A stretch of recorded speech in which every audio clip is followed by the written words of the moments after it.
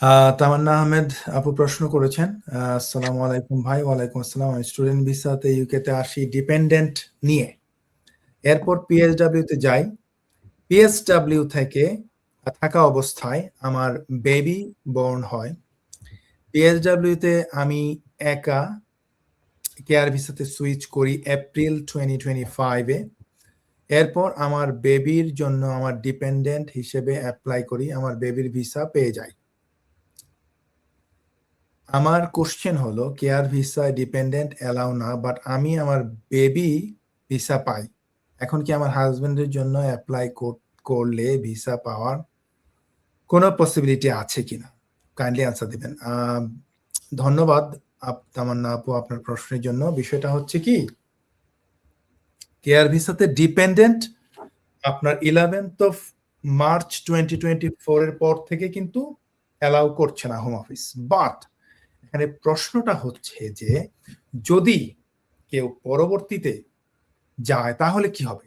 তাহলে তারা একমাত্র নিজেই আবেদন করতে পারবে। এখানে কিছু আপনার এক্সাম্পশন রয়েছে, কিছু এক্সেপশন রয়েছে।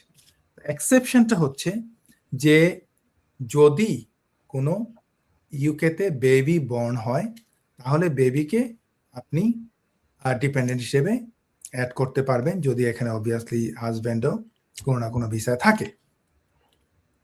So this is what happened আপনার কেসে। আপনি বেবিকে নিতে পেরেছেন, কিন্তু প্রশ্ন হচ্ছে আপনি কি হাজব্যান্ডকে করতে পারবেন ডিপেন্ডেন্ট হিসেবে? প্রশ্ন হচ্ছে আন্ডার দ্য ইমিগ্রেশন রুলস এটা আসলে সম্ভব না। কারণ হচ্ছে যে ইউকেতে আপনি কেয়ার ভিসায় 6135 এবং 6136 কোডের মধ্যে কেয়ার অথবা সিনিয়র কেয়ার ওয়ার্কার, এই দুইটা কোডের মধ্যে আপনি আপাতত ডিপেন্ডেন্টকে অ্যাড করতে পারছেন না। ডিপেন্ডেন্ট বলতে আমি স্পাউস বা পার্টনারকে বলছি। আর যারা আপনার born in the UK baby তারা কিন্তু আপনি সহজে অ্যাড করে নিতে পারবেন। এটাই হচ্ছে এক্সেপশন। এখন প্রশ্ন হচ্ছে আপনার হাজব্যান্ডকে কিভাবে রাখবেন? Very valid question. কি বলেন তামিম ভাই? উনি থাকবেন, ওনার বাচ্চা থাকবেন, ওনার তো হাজব্যান্ড কি চলে যাবে তাহলে? ওনার কি কোনো প্রাইভেট লাইফ নাই, ফ্যামিলি লাইফ এটা নাই? তো এই বুদ্ধি তো আপনি দিবেন। হ্যাঁ, না সেটাই।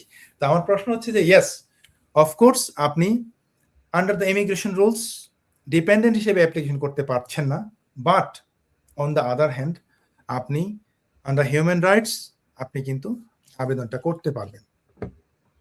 আপনার হাজব্যান্ডকে করতে হবে একটু ডিফারেন্ট ওয়েতে, আউটসাইড দ্য রুলস আবেদন করবেন। আপনি আছেন, আপনার একটা ফ্যামিলি লাইফ আছে, আপনার বাচ্চা আছে, তাদেরকে রেখে আপনার হাজব্যান্ড যদি চলে যায় তাহলে তো একটা ফ্যামিলিকে আপনার হোম অফিস মানে সেপারেট করে দিচ্ছে, ধ্বংস করে দিচ্ছে। হচ্ছে একদম ডাইরেক্ট আর্টিকেল 8 বাচ্চাকে স্কুলে নিবে, আনবে, বাচ্চাকে জড়ায় ধরবে, এটাও একটা কাজ। না অফকোর্স আপনি একটা ফ্যামিলিকে তো আপনি একদম সেপারেট করে দিচ্ছেন, যেটা হচ্ছে complete violation of article 8 of ECHR, এবং যেটা অলরেডি এখনো এক্সিস্ট।